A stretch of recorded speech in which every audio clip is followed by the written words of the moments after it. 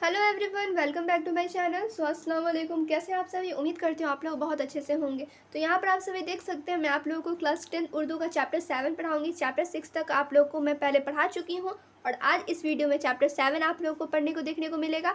तो चैप्टर 7 का नाम क्या है? तो ज़बानों का घर हिंदुस्तान। तो इनके बारे में मैं आप लोग को बताऊँगी।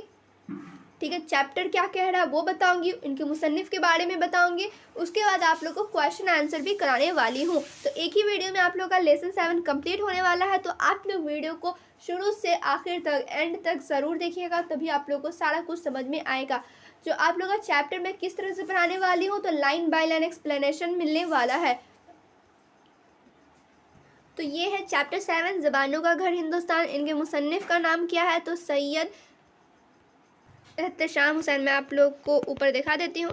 ठीक है, यहाँ पे आप लोग देखिए, इनके मुसन्निफ़ का नाम सैयद एहतशाम हुसैन है और इनके बारे में भी एग्ज़ाम में पूछा जाता है। तो इनके बारे में कुछ थोड़ा जान लीजिए आप लोग, कहीं एग्ज़ाम में आ जाए मुसन्निफ़ के बारे में या फिर सैयद एहतशाम हुसैन की ज़िंदगी के बारे में लिखिए, उनके बारे में लिखिए। तो आप लोग यहाँ पर 4-5 लाइन लिख सकते हैं। सबसे पहले तो आप लोग को यहाँ पर लिखना पड़ेगा, सैयद एहतशाम हुसैन कब पैदा हुए? तो 1912 में, 1912 में पैदा हुए। उनकी वफ़ात कब हुई? तो 1972 में, 1972 में हुई। अब इनके बारे में आप लोग यहाँ पर जानिए, वो क्या थे, कहाँ से उन्होंने आला तालीम हासिल किया और कौन सी जगह पैदा हुए, कहाँ इंतकाल हुई, सब कुछ मैं आप लोग को इस वीडियो में बताने वाली हूँ। तो यहाँ पर आप लोग देखिए, यहाँ पे कुछ नहीं, ज़्यादा ही लिखा हुआ है। तो यहाँ पे आप लोग 4-5 लाइन अंडरलाइन कर लीजिए जो जो इम्पॉर्टेंट है। तो सबसे पहले आप लोग देखिए, फर्स्ट वाले लाइन में प्रोफेसर सैयद एहतशाम हुसैन की पैदाइश कस्बा में हुई। ठीक है, ज़िला आज़मगढ़ जो कि यूपी में है। तो उन आप लोग यहाँ पे समझ में आया, जो सैयद एहतशाम हुसैन थे उनकी पैदाइश ज़िला आज़मगढ़ यूपी में हुई और यहीं इब्तदाई तालीम हासिल की और आला तालीम के लिए इलाहाबाद आ गए। ठीक है, यहाँ से आप लोग यहाँ तक ज़रूर अंडरलाइन करें। फिर यहाँ पे आप लोग देख सकते हैं, यहीं उनका इंतकाल हुआ। ठीक है, उनकी पैदाइश कहाँ हुई थी? तो यूपी में हुई थी, आज़मगढ़ में। और उनकी वफ़ात कहाँ हुई? तो उनकी वफ़ात हुई इलाहाबाद में और उनकी आला तालीम भी कहाँ हुई? तो इलाहाबाद में। तो यहाँ पे आप लोग को 2 लाइन तो नज़र आ ही गया होगा। यहाँ पे आप लोग बना उना के लिख देंगे और उसके बाद आप लोग ये भी लिख देंगे, उनकी सबसे पहले तो आप लोग लिखेंगे उनकी पैदाइश कब हुई, उसके बाद बीच में आप लोग ये दोनों लाइन लिख देंगे, हो जाएगा। उसके बाद आप लोग यहाँ पर देखिए और कुछ इंपॉर्टेंट लाइन यहाँ पे, जैसे यहाँ पे आप लोग अंडरलाइन कर लीजिए, वह कई किताबों के मुसन्निफ़ थे। अब किताब कौन कौन सी किताबों के मुसन्निफ़ थे? तो यहाँ पे आप लोग बहुत सारे नाम देखने को मिलेंगे। ठीक है, तो आप लोग 4-5 नाम याद कर लीजिएगा, 2-3 भी कर लेंगे तो कोई बात नहीं। तो यहाँ पे आप लोग नाम याद कर लीजिएगा, ये सारा क्लियर। चलिए, यहाँ पे भी आप लोग को 1-2 लाइन मिल ही गया। फिर यहाँ पे आप लोग देखिए, उन्होंने अमेरिका और यूरोप का एक सफ़रनामा भी किया है, लिखा है। ठीक है, तो यहाँ से यहाँ तक भी आप लोग का हो ही गया एक लाइन। फिर यहाँ पे आप लोग देखिए, उन्होंने बच्चों के लिए उर्दू की कहानी लिखी। उस किताब में उर्दू ज़बान और अदब की तारीख़ मुख्तसर तौर पर बहुत ही आसान और दिलचस्प अंदाज में बयान की गई है। ये सबक उनकी किताब उर्दू की कहानी से लिया गया है। ठीक है, चलिए, ये था कुछ इम्पॉर्टेंट लाइन। अब यहाँ पे मैं आप लोग को चैप्टर बताती हूँ, जो कि है ज़बानों का घर हिंदुस्तान, मुश्किल अल्फाज के मानी। यहाँ पे आप लोग देख सकते हैं अल्फाज और उसके मानी भी दिए हुए हैं, जैसे देश, मुल्क, देश। देश जो है अल्फाज है, उसका मानी मुल्क, देश। प्राकृत यानी कि अवामी बोली, आम बोलचाल की ज़बान। फिर यहाँ पे आप लोग देखिए कबीला यानी कि गर्दा। ठीक है, चलिए, यहाँ पे आप लोग देख सकते हैं सबक का खुलासा, जो कि सबक में आप लोग को पढ़ना है। ये मैं आप लोग को जल्दी से समझा देती हूँ। 10 मिनट के अंदर आप लोग को सारा सबक पढ़ने को और समझने को मिल जाएगा। उसके बाद मैं आप लोग को क्वेश्चन आंसर करा दूंगी। तो यहाँ पे आप लोग को पढ़ने की ज़रूरत नहीं है, बस सुनने की ज़रूरत है। हिंदुस्तान एक ऐसा लंबा चौड़ा मुल्क है जिसमें ऊंचे पहाड़, गहरी नदियाँ, दरिया भी हैं और रेगिस्तान भी है। यहाँ कहीं बंजर ज़मीन है तो दूसरी तरफ सोना उगलती मिट्टी भी। यहाँ मुख्तलिफ़ रंग व नस्ल के लोग रहते हैं, जो छोटे बड़े कद के हैं तो दूसरी तरफ खूबसूरत और बदसूरत भी। इस हिंदुस्तान में आज भी जंगलों की तरह ज़िंदगी बसर करने वाले भी हैं और बड़े बड़े शहरों में महज़ब पढ़े लिखे लोग भी। ये लोग मुख्तलिफ़ ज़बानें और बोलियां बोलते हैं। हमारे इस देश में कुछ ऐसे लोग हैं जिनके आबा व अजदाद 5000 बरस पहले यहाँ आकर बसे। कुछ ऐसे हैं जिन्हें थोड़े ही दिन हुए हैं, चुनांचे हमारा मुल्क भांत भांत के रंग व नस्ल मुख्तलिफ बोलियों और ज़बानों के बोलने वालों से मिलजुल कर एक बड़ा मुल्क बन गया है।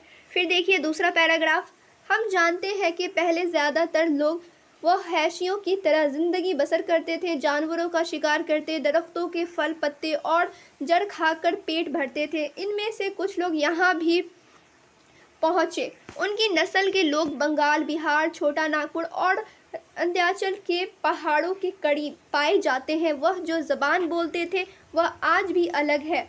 उनमें से कुल और मुंडा, ठीक है, जिसे मुंडा कहते हैं, मुंडा कबीले मशहूर हैं। उनके 1000-1500 बरस के बाद पश्चिम की तरफ से दरावर लोग आए। वह लोग दरावर थे। आज भी मद्रास, आंध्र प्रदेश और केरल में यही लोग आबाद है। तमिल, तेलुगु उन्हीं लोगों की ज़बानें हैं।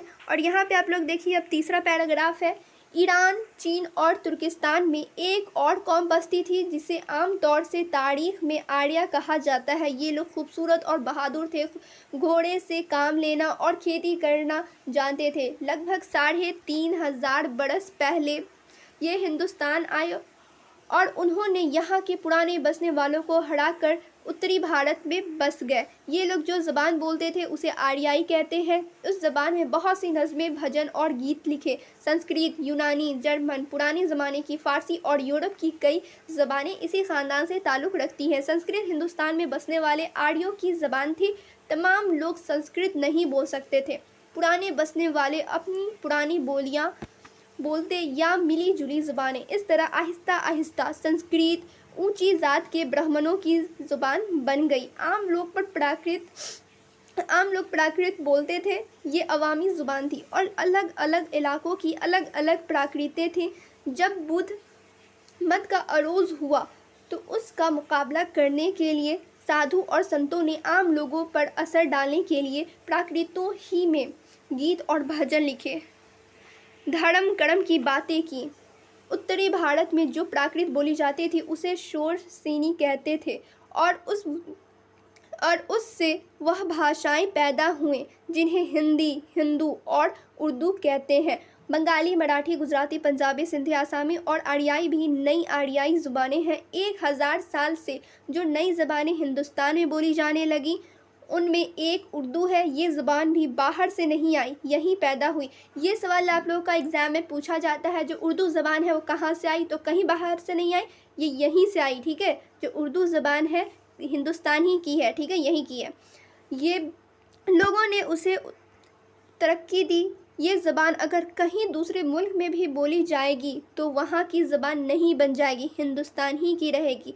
तो आप लोग को यहाँ पर एक इम्पॉर्टेंट क्वेश्चन देखने को मिला, जो उर्दू ज़बान है वो कहीं बाहर की नहीं है बल्कि हिंदुस्तान की ही है। अब यहाँ पे आप लोग क्वेश्चन आंसर देख लीजिए।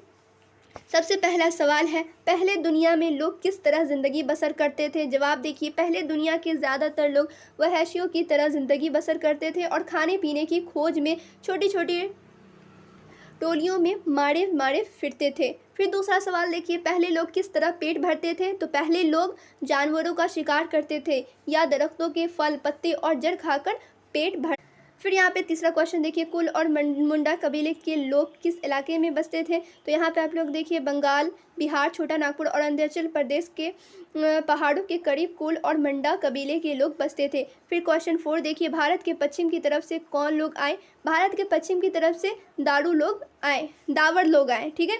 फिर और यहाँ पे देखिए क्वेश्चन 5, तमिल और तेलुगु किन लोगों की ज़ुबानें हैं। तो जवाब, तमिल और तेलुगु जो किस जगह की ज़ुबानें हैं। तो यहाँ पे तमिल और तेलुगु दरावर लोगों की ज़ुबानें हैं। तो ये था आप लोगों का चैप्टर 7 और क्वेश्चन आंसर। उम्मीद करते हैं आप लोगों को समझ में आ गया होगा। किसी चीज़ का मानी नहीं समझ में आया तो आप लोग कमेंट करेंगे, मैं आप लोगों को समझा दूँगी।